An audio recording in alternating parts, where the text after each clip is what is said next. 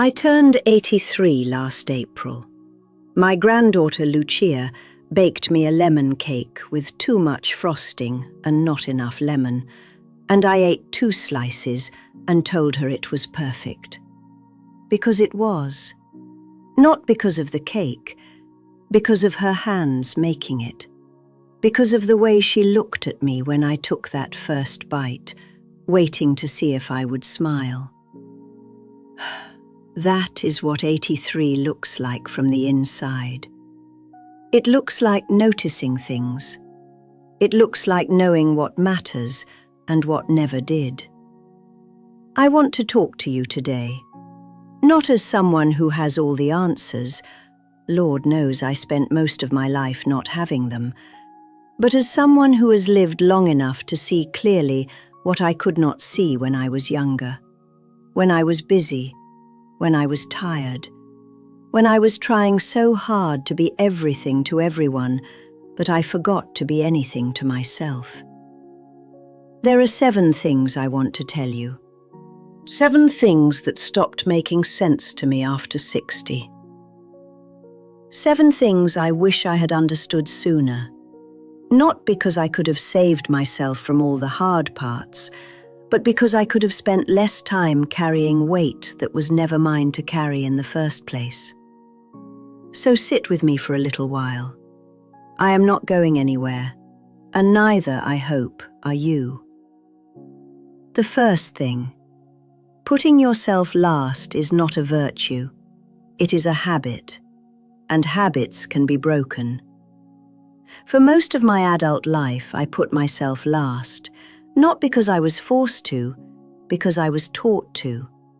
Because somewhere along the way, I learned that a good woman, a good mother, a good wife, a good neighbor, a good friend, was one who gave and gave and gave until there was nothing left, and then found a way to give a little more. I believed that. I lived that for decades. My name is Margaret. I raised 4 children, worked part-time at a school library for 22 years, kept a house, kept a marriage, kept 100 small promises to 100 different people. And somewhere in the middle of all that keeping, I lost track of what I actually wanted. Not in a dramatic way, just quietly. The way a candle burns down. You do not notice it going until it is almost gone. I remember the year my youngest, Daniel, left for university. He was the last one out of the house, and the morning after we dropped him off, I sat at the kitchen table with my coffee and I thought, now what? I was 58 years old, and I genuinely did not know what I liked to do. Not what I was supposed to do, not what needed doing, what I actually liked. It took me almost a year to figure it out, and when I did, I felt something between relief and grief. Relief that I had found it, grief that it had taken so long. I started painting, badly at first, terribly if I am honest. My friend Constance came over one afternoon, looked at my first attempt at a landscape and said, "Margaret, that tree looks like it is having a medical emergency." And we laughed until we cried, and I painted another one the next day. Because it was mine. Because nobody needed it from me. Because I was doing it for no reason other than that it made me feel alive. Here is what I know now that I did not know then. When you put yourself last for long enough, it stops feeling like sacrifice and starts feeling like identity. You forget that you had a self to begin with, and the people around you, the ones you love, the ones you gave everything to, they do not get the best of you. They get the leftover of you, the tired you, the hollow you, the you that has been running on empty for so long it has forgotten what full feels like. After 60, that has to change. Not because you stop loving people, but because you finally understand that loving yourself is not the opposite of loving others. It is the foundation of it. You cannot pour from an empty cup. You have heard that before. But there is a difference between hearing something and finally truly knowing it in your bones. I know it now. I wish I had known it at 40. The second thing.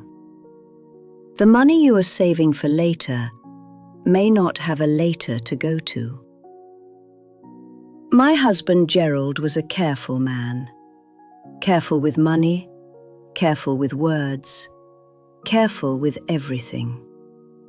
He kept a savings account he called the Rainy Day Fund, and he added to it every single month for 30 years without fail.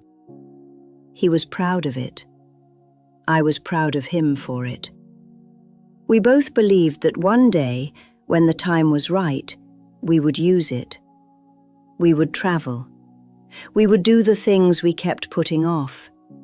We would finally let ourselves enjoy what we had worked so hard to build. Gerald died at 71. A heart attack, on a Tuesday morning in March, while he was reading the newspaper at the kitchen table. He never took that trip to Portugal he talked about for 15 years.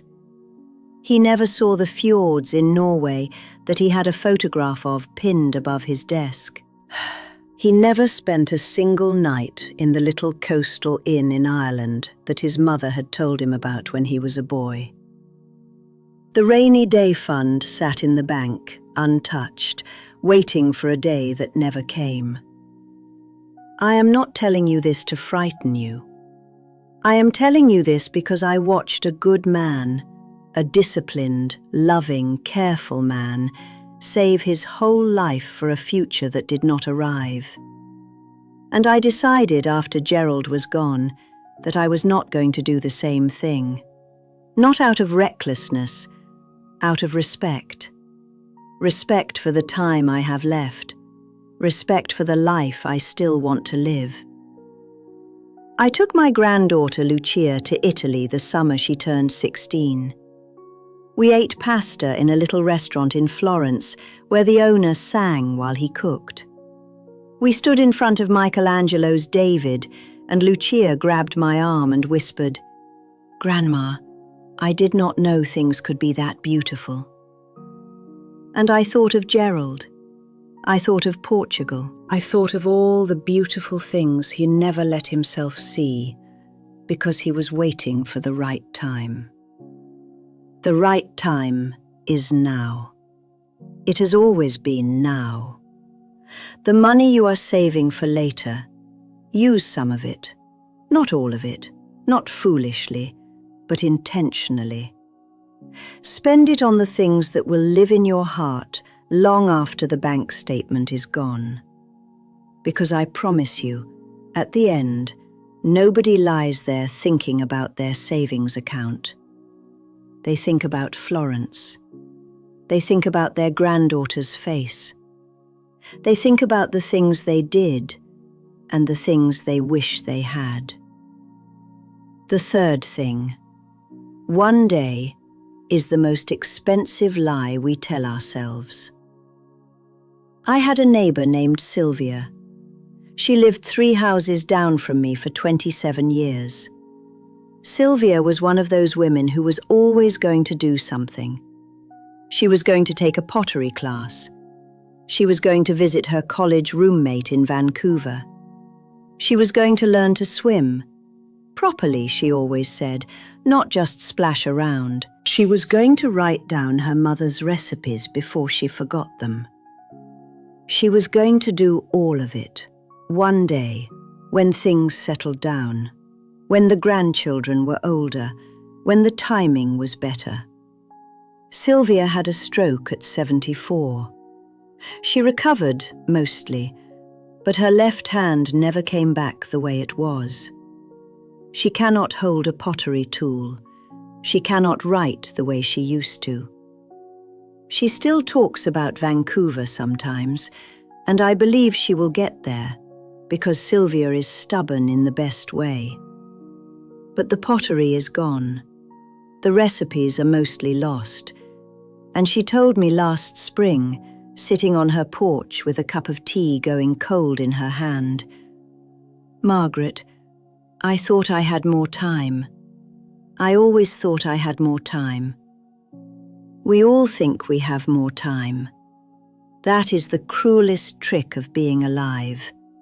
The feeling that tomorrow is guaranteed, that later is a real place you can go to, that one day is a date on the calendar rather than a wish dressed up as a plan. After 60, you start to feel the edges of time in a way you did not before.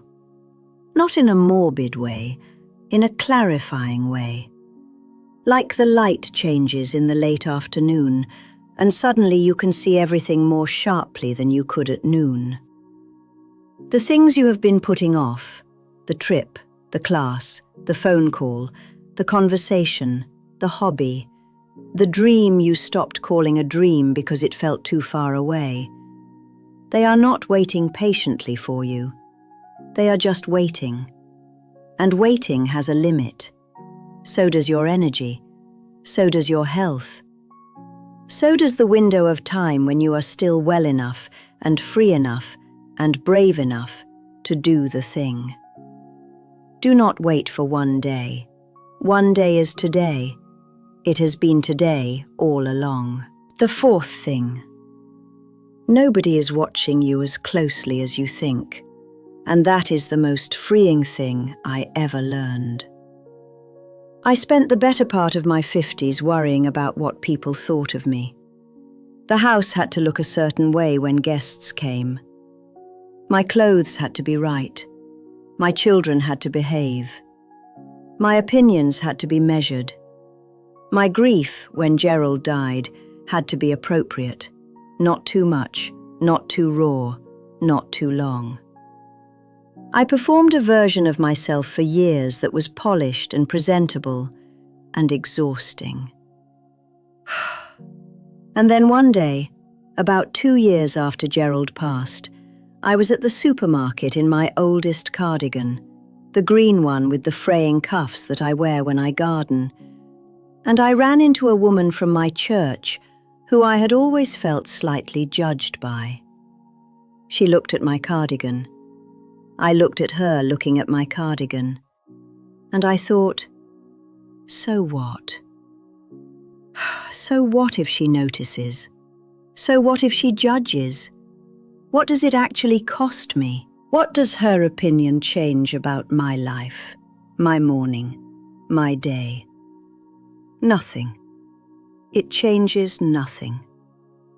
I bought my groceries and went home, and I have worn that cardigan everywhere since. It is my favorite piece of clothing I own. It has a small paint stain on the left sleeve from the landscape that Constance said looked like it was having a medical emergency. I love that stain. It is mine. After 60, the need to impress people falls away like old paint off a wall. Not all at once, gradually, but it goes.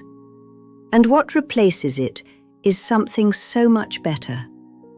The freedom to simply be who you are, dress how you like, spend your money on what actually matters to you, say what you think, and stop performing for an audience that was never really paying attention in the first place.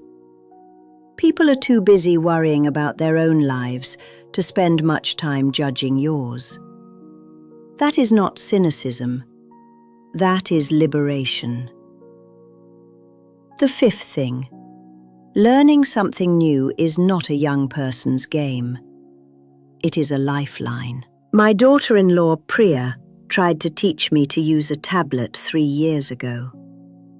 I told her I was too old for it. I told her my brain did not work that way anymore. I told her I had gotten along fine without it for 80 years, and I would continue to do so. She smiled. Priya has a very patient smile, and she left the tablet on my kitchen counter and said, "Just try it when you feel like it. No pressure." I tried it 6 weeks later at 2 in the morning when I could not sleep. I wanted to find a recipe for the almond biscuits my mother used to make, and I could not remember all the ingredients. I picked up the tablet. I typed, slowly, with one finger, "Almond biscuits, Italian grandmother recipe." And there it was. My mother's recipe, or something so close to it that I sat at the kitchen table at 2 in the morning and cried. That tablet is now one of my most used possessions. I video call Lucia when she is away at school. I found a community of women my age who paint watercolors and share their work online. We have never met in person, but I consider them friends. I read the news. I watch documentaries about places I have not been, and some I have. I found a recording of a piece of music my mother used to hum when she cooked, and I played it on a loop for an entire afternoon. Refusing to learn something new after 60 is not wisdom. It is fear dressed up as preference. And I understand the fear. The world moves fast, and when you have lived long enough to remember when things were slower, the speed of it can feel overwhelming. But the tools are not the enemy. They are just tools. And the ones who use them stay connected to the world, to the people they love, to their own curiosity. And curiosity, I am convinced, is what keeps you young, far more than anything you can buy in a bottle. The sixth thing. Saying yes when you mean no is not kindness. It is self-abandonment. For most of my life, I said yes to things I did not want to do. I went to dinners I did not enjoy with people I did not particularly like because I did not want to seem rude. I volunteered for things at church and school and the neighborhood association because I felt guilty saying no. I answered phone calls from people who drained me and stayed on the line for an hour because I did not know how to end the conversation. I said yes and yes and yes until my days were full of other people's needs and my own were somewhere at the bottom of a very long list. There was a woman in my neighborhood, I will call her Vera, who had a gift for making you feel that if you did not help her, something terrible would happen. She called me at least twice a week with some problem or another.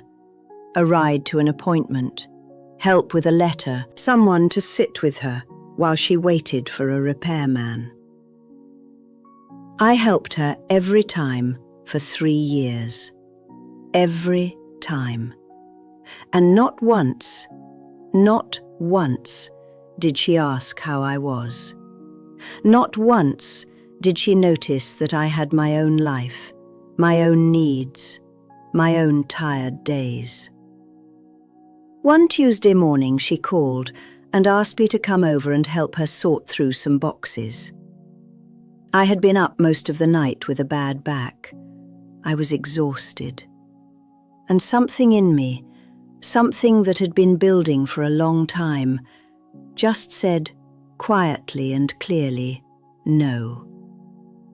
I said, "Vera, I am not able to come today. I hope you find someone to help." She was silent for a moment, and then she said, "Oh," just that. "Oh," and she hung up. She found someone else to help her. The boxes got sorted. The world did not end. And I spent that Tuesday morning in my garden with my coffee, listening to the birds, feeling something I had not felt in years, like my time was my own. Like I was allowed to be here, in my own life, without apologizing for it. After 60, Your time is the most precious thing you have. Not your money, not your possessions, your time. And every yes you give to something that drains you is a no to something that fills you. You do not need to explain yourself. You do not need a reason good enough to satisfy someone else. No is a complete sentence. It took me until my late 60s to really believe that. I believe it now with everything I have. The seventh thing. The weight you are still carrying from the past is not protecting you, it is costing you. I carried a grudge for 11 years. 11 years. Against my sister Frances, over something that started as a misunderstanding about our mother's jewelry when she passed, and grew into something neither of us could fully explain anymore. We did not speak. We sent cards at Christmas, cold, polite, nothing cards, and we saw each other at family events and smiled the way people smile when they are performing peace rather than feeling it. 11 years. I am 83 now. Frances is 79. And for 11 years, we wasted time that we will never get back over a ring and a brooch and a wound that had long since stopped being about either of those things and had become about pride. About who was going to blink first. About who was going to be the one to admit that the whole thing was not worth it. I called her on a Sunday morning in November 4 years ago. I had been thinking about it for weeks, and I kept finding reasons not to do it. And then one morning I just picked up the phone before I could talk myself out of it. She answered on the second ring. I said, "Frances, it is Margaret." She said, "I know." A silence. And then I said, "I am tired of this. I miss you." And she started crying. Not delicate crying, the kind that comes from somewhere deep, the kind that has been waiting a long time to come out. We talked for 2 hours that morning. We did not solve everything. We did not pretend the 11 years had not happened. But we let them go. We chose each other over the weight of them. And in the 4 years since that phone call, Frances has become one of the most important people in my life again. We talk every Sunday. She came and stayed with me for a week last summer, and we sat on the porch every evening and talked until the stars came out. 11 years. I think about that sometimes, and I feel something that is not quite regret, because regret is too heavy, and I am done carrying heavy things, but something like sorrow for the time we lost, for the Sundays we did not have, for the conversations that did not happen, for the person I held at arm's length because I was too proud to reach out first. Whatever you are carrying, whatever old wound, old argument, old silence, ask yourself honestly, is it worth the years it is costing you? Not the years it cost you, the years it is still costing you, right now, today. Because bitterness does not punish the person who hurt you. It only punishes you, and you have carried it long enough. Letting go does not mean pretending it did not happen. It does not mean the other person was right. It means choosing your peace over your pride.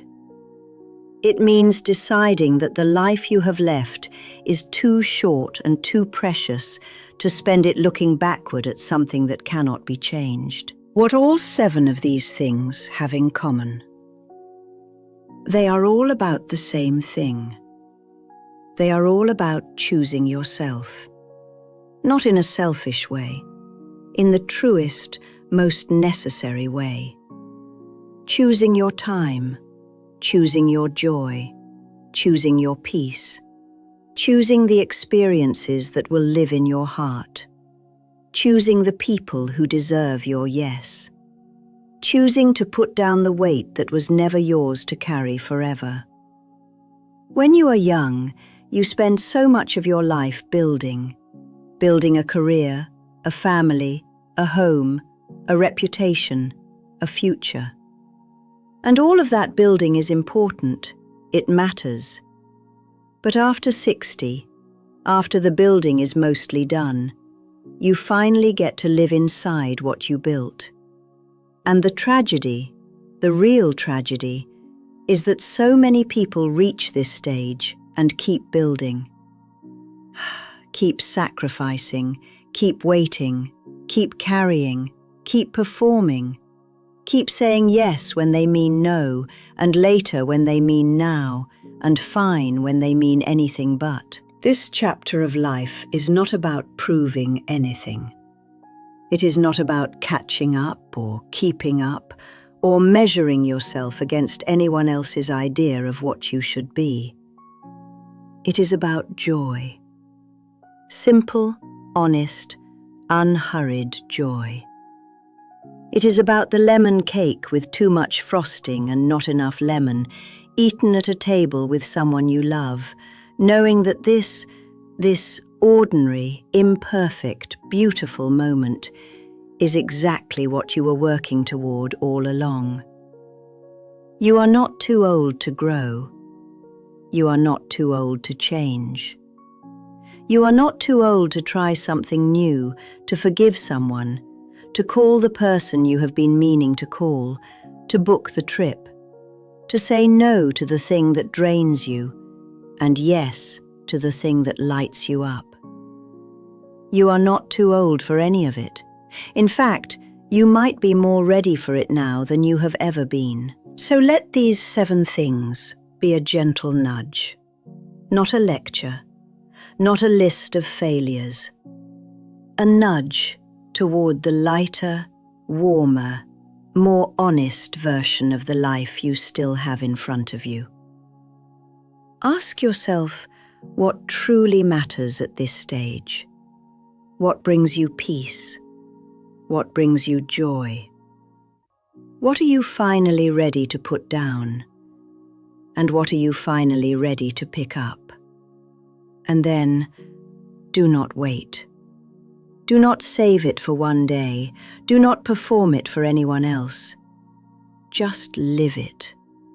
Quietly, fully, on your own terms, for as long as you have.